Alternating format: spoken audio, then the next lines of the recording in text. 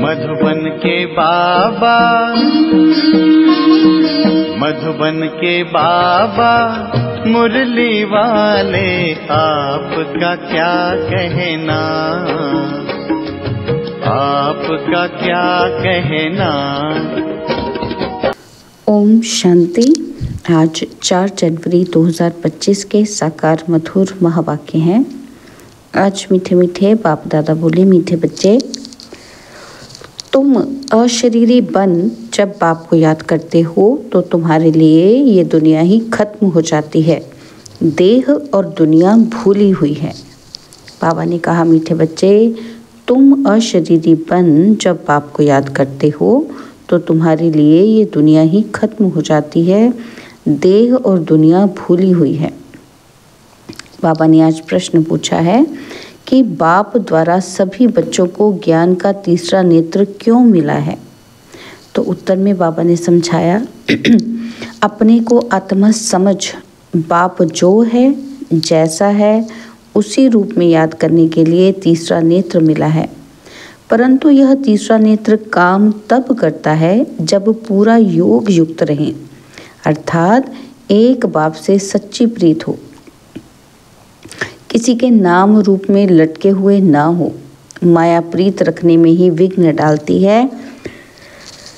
इसी में बच्चे धोखा खाते हैं। मुरली का गीत है, मरना तेरी गली में, जीना तेरी गली में। ओम शांति। सिवाय तुम ब्राह्मण बच्चों के इस गीत का अर्थ कोई समझ न सके। जैसे वेद शास्त्र आदि बनाए हैं, परंतु जो कुछ पढ़ते हैं उसका अर्थ नहीं समझ सकते। इसलिए बाप कहते हैं, मैं ब्रह्मा मुख द्वारा सब वेदों शास्त्रों का सार समझाता हूँ। वैसे ही इन गीतों का अर्थ भी कोई समझ नहीं सकते। बाप ही इनका अर्थ बताते हैं। आत्मा जब शरीर से न्यारी हो जाती है तो दुनिया से सारा संबंध टूट जाता है। गीत भी कहता है कि अपने को आत्मा समझ अशरीरी बन बाप को याद करो तो यह दुनिया खत्म हो जाती है। यह शरीर इस पृथ्वी पर है, आत्मा इनसे निकल जाती है तो फिर उस समय उनके लिए मनुष्य सृष्टि है नहीं। आत्मा नंगी बन जाती है। फिर जब शरीर में आती है तो पाठ शुरू होता है। फिर एक शरीर छोड़ दूसरे में जाकर प्रवेश करती है। वापिस महतत्व में नहीं जाना है, उड़कर दूसरे शरीर में जाती है। यहाँ इस आकाश तत्व में ही उनको पाठ बजाना है, मूल वतन में नहीं जाना है। जब शरीर छोड़ते हैं तो न यह कर्म बंधन न वह कर्म बंधन रहता है। शरीर से ही अलग हो जाते हैं ना। फिर दूसरा शरीर लेते तो वह कर्म बंधन शुरू होता है। यह बातें सिवाय तुम्हारे और कोई मनुष्य नहीं जानते। बाप ने समझाया है, सब बिल्कुल ही बेसमझ हैं, परंतु ऐसे कोई समझते थोड़ी हैं। अपने को कितना अक्लमंद समझते हैं। पीस प्राइज देते रहते हैं। ये भी तुम ब्राह्मण कुलभूषण अच्छी रीति समझ सकते हो, समझा सकते हो। वह तो जानते ही नहीं कि पीस किसको कहा जाता है। कोई तो महात्माओं के पास जाते हैं कि मन की शांति कैसे हो। यह तो कहते हैं कि वर्ल्ड में शांति कैसे हो। ऐसे नहीं कहेंगे कि निराकारी दुनिया में शांति कैसे हो। वह तो है ही शांति धाम। हम आत्माएं शांति धाम में रहती हैं, परंतु यह तो मन की शांति कहते हैं। वह जानते ही नहीं कि शांति कैसे मिलेगी। शांति धाम तो अपना घर है, यहाँ शांति कैसे मिल सकती। हाँ, सत्युग में सुख शांति संपत्ति सब है, जिसकी स्थापना बाप करते हैं। यहाँ तो कितनी अशांति है, यह सब अब तुम बच्चे ही समझते हो। सुख शांति संपत्ति भारत में ही थी, वह वर्षा था बाप का, और दुख अशांति कंगालपना यह वर्षा है रावण का। ये सब बातें बेहद का बाप बैठ बच्चों को समझाते हैं। बाप परम धाम में रहने वाला नॉलेजफुल है, जो सुख धाम का हमको वर्षा देते हैं, वह हम आत्माओं को समझा रही हैं। यह तो जानते हो, नॉलेज होती है आत्मा में, उनको ही ज्ञान का सागर कहा जाता है। वह ज्ञान का सागर इस शरीर द्वारा वर्ल्ड की हिस्ट्री, ज्योग्राफी समझाते हैं। वर्ल्ड की आयु तो होनी चाहिए, वर्ल्ड तो है ही। सिर्फ नई दुनिया और पुरानी दुनिया कहा जाता है, यह भी मनुष्यों को पता नहीं। न्यू वर्ल्ड से ओल्ड वर्ल्ड होने में कितना समय लगता है? तुम बच्चे जानते हो, कलयुग के बाद सतयुग जरूर आना है, इसलिए कलयुग और सतयुग के संगम पर बाप को आना पड़ता है। यह भी तुम जानते हो, परमपिता परमात्मा ब्रह्मा द्वारा नई दुनिया की स्थापना, शंकर द्वारा विनाश कराते हैं। त्रिमूर्ति का अर्थ ही यह है, स्थापना, विनाश और पालना। यह तो कॉमन बात है, परंतु यह बातें तुम बच्चे भूल जाते हो। नहीं तो तुमको खुशी बहुत रहे, निरंतर याद रहनी चाहिए, बाबा हमको अब नई दुनिया के लिए लायक बना रहे हैं। तुम भारतवासी ही लायक बनते हो और कोई नहीं। हाँ, जो और धर्मों में कन्वर्ट हो गए हैं वह आ सकते हैं, फिर इसमें कन्वर्ट हो जाएंगे जैसे उसमें हुए थे। ये सारी नॉलेज तुम्हारी बुद्धि में है। मनुष्यों को समझाना है कि ये पुरानी दुनिया अब बदलती है, महाभारत लड़ाई भी ज़रूर लगनी है। इस समय ही बाबा आकर राजयोग सिखलाते हैं। जो राजयोग सीखते हैं वह नई दुनिया में चले जाएंगे। तुम सबको समझा सकते हो कि ऊंच से ऊंच है भगवान, और फिर ब्रह्मा विष्णु शंकर, और फिर आओ यहाँ मुख्य है जगत अम्बा, जगत पिता। बाप आते भी यहाँ है ब्रह्मा के तन में। प्रजापिता ब्रह्मा तो यहाँ है ना, ब्रह्मा द्वारा स्थापना सूक्ष्म वतन में तो नहीं होगी ना, यहाँ ही होती है।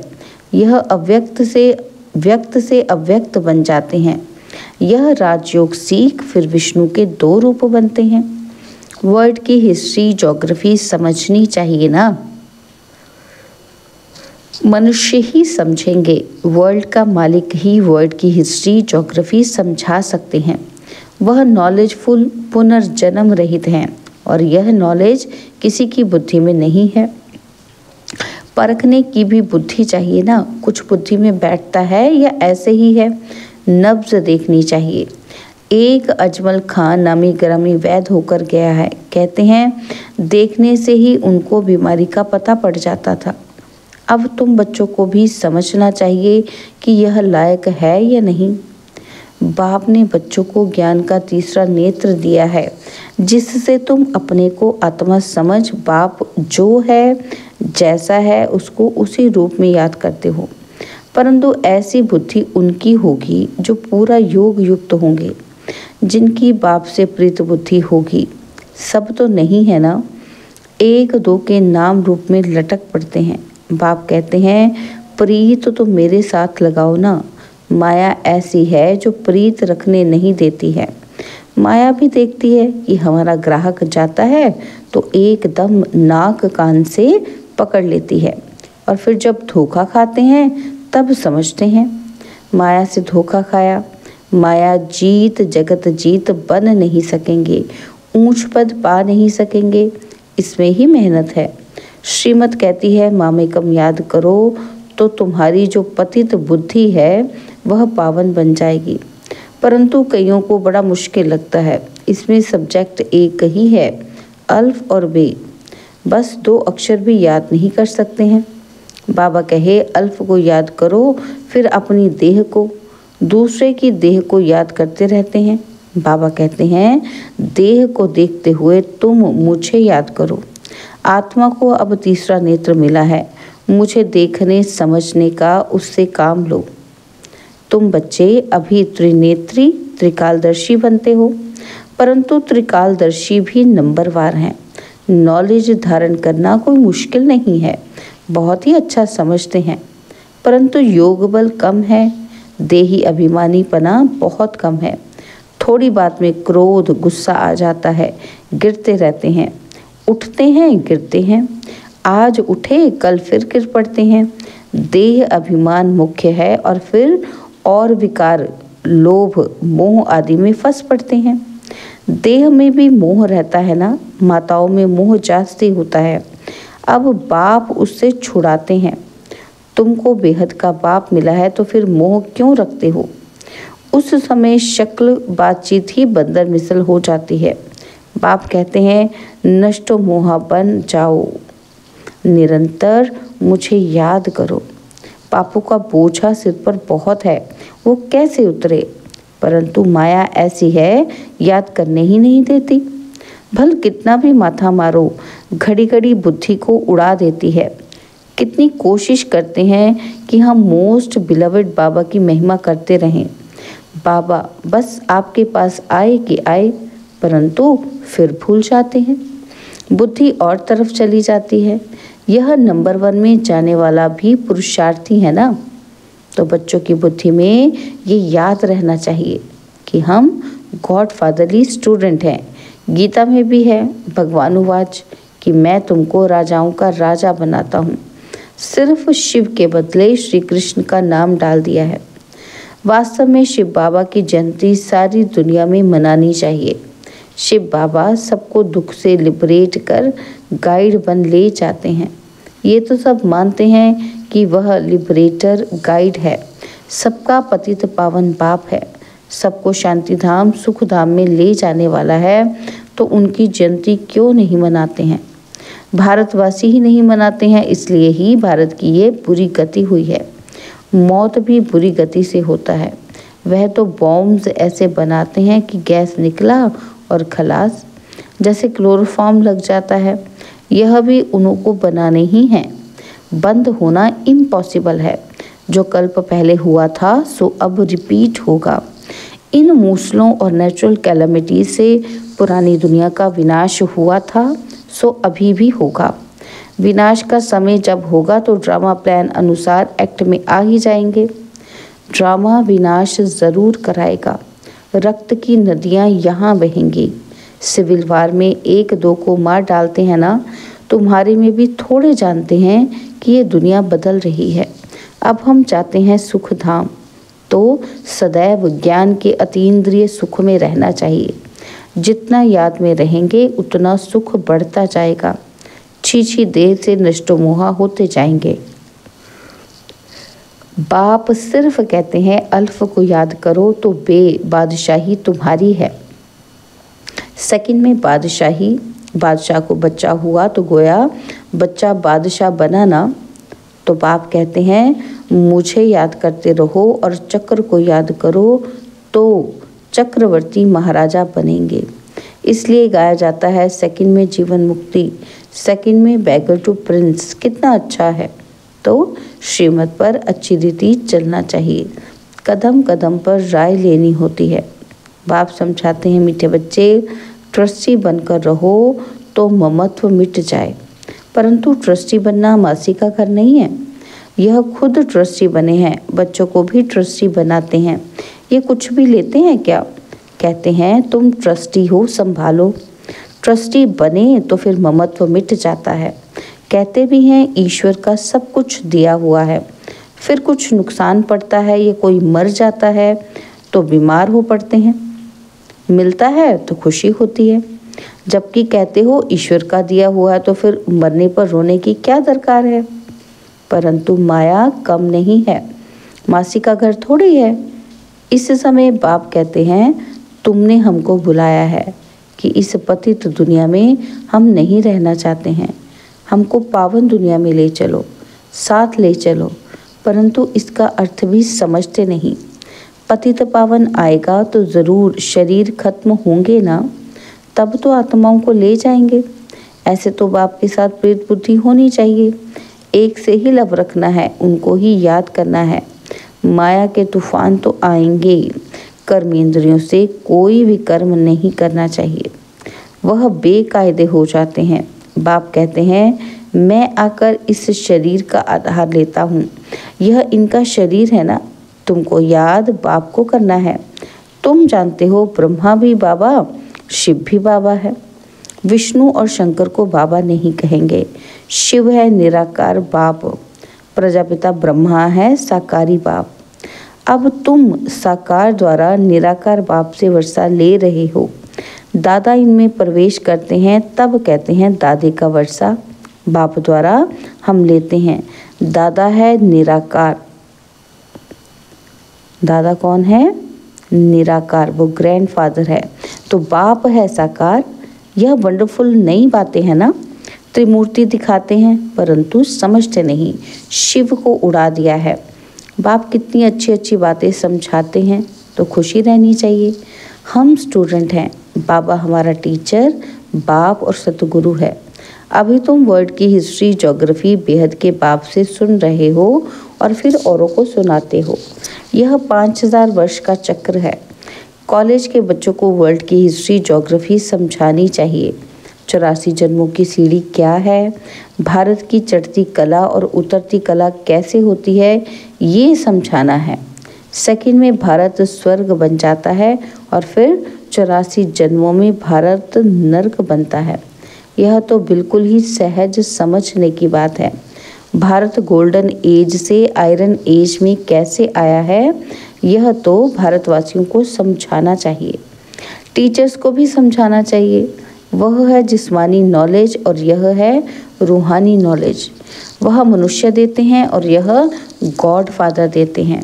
वह है मनुष्य सृष्टि का बीज रूप, तो उनके पास मनुष्य सृष्टि का ही नॉलेज होगा। अच्छा, मीठे मीठे सिकिलदे बच्चों प्रति माता पिता बाप दादा का याद, प्यार और गुड मॉर्निंग। रूहानी बाप की रूहानी बच्चों को नमस्ते। हम रूहानी बच्चों की रूहानी बाप दादाजी को दिलवा जान सिकवा प्रेम से नमस्ते। ओम शांति। प्यारे बाबा, मीठे बाबा, मेरे बाबा, शुक्रिया बाबा, शुक्रिया बाबा, शुक्रिया। धारणा के लिए मुख्य सार है। पहला पॉइंट है, इस छीछी देह से पूरा नष्ट मोह बन ज्ञान के अतीन्द्रिय सुख में रहना है। बुद्धि में रहे कि अब ये दुनिया बदल रही है, हम जाते हैं अपने सुख धाम। और सेकंड पॉइंट है, ट्रस्टी बनकर सब कुछ संभालते हुए अपना ममत्व मिटा देना है। एक बाप से सच्ची प्रीत रखनी है। कर्मेंद्रियों से कभी भी कोई भी कर्म नहीं करना है। बाबा ने आज वरदान दिया, ब्रह्मा बाप समान श्रेष्ठ ते श्रेष्ठ तस्वीर बनाने वाले परोपकारी भव। ब्रह्मा बाप समान श्रेष्ठ ते श्रेष्ठ तस्वीर बनाने वाले परोपकारी भव। श्रेष्ठ स्मृति और श्रेष्ठ कर्म द्वारा तकदीर की तस्वीर तो सभी बच्चों ने बनाई है। अभी सिर्फ लास्ट टचिंग है संपूर्णता की व ब्रह्मा बाप समान श्रेष्ठ ते श्रेष्ठ बनने की। इसके लिए परोपकारी बनो, अर्थात स्वार्थ भाव से सदा मुक्त रहो। हर परिस्थिति में, हर कार्य में, हर सहयोगी संगठन में जितना निस्वार्थपन होगा उतना ही पर उपकारी बन सकेंगे। सदा स्वयं को भरपूर अनुभव करेंगे। सदा प्राप्ति स्वरूप की स्थिति में स्थित रहेंगे। स्व के प्रति कुछ भी स्वीकार नहीं करेंगे। स्लोगन है, सर्वस्व त्यागी बनने से ही सरलता व सहनशीलता का गुण आएगा। सर्वस्व त्यागी बनने से ही सरलता व सहनशीलता का गुण आएगा। अपनी शक्तिशाली मनसा द्वारा सकाश देने की सेवा भी करनी है। तो बाबा कहते हैं ये सकाश देने की सेवा निरंतर कर सकते हो। इसमें तबीयत व समय की बात नहीं, दिन रात इस बेहद की सेवा में लग सकते हो। जैसे ब्रह्मा बाप को देखा, रात को भी आंख खुली और बेहद की सकाश देने की सेवा होती रही। ऐसे फॉलो फादर करो। जब आप बच्चे बेहद को सकाश देंगे तो नज़दीक वाले ऑटोमेटिक सकाश लेते रहेंगे। इस बेहद की सकाश देने से वायुमंडल ऑटोमेटिक बनेगा। ओम शांति।